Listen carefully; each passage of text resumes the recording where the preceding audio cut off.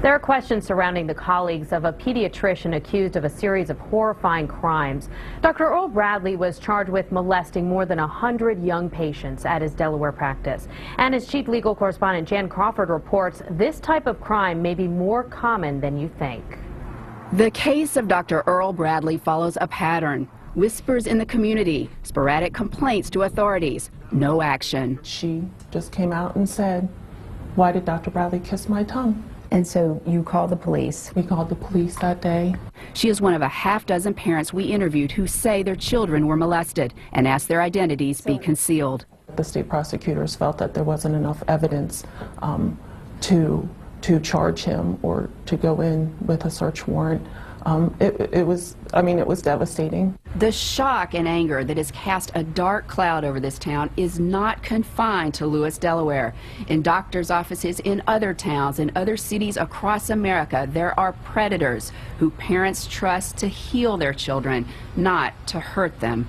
Over the last decade alone, in states across the country, nearly 20 pediatricians have been charged with abusing children. Those are the criminal cases. Most complaints never get past state medical boards. Pediatrician Eli Newberger is a professor at Harvard Medical School. He compares pediatric child abuse to the priest scandal that rocked the Catholic Church. We're dealing, I think, with a systemic problem and an organized cover-up. Just last October, pediatrician Michael Roy Sharp was charged with raping a patient, a teenage girl. He had been fired from 2 hospitals in Tennessee after accusations of sexual misconduct, but he was never disciplined by medical authorities and set up practice in Alabama. Colleagues of Dr. Robert Marion in South Carolina allegedly had heard complaints about him abusing children, but they simply asked him to leave the practice. He moved to another office in the same building and kept many of his same patients.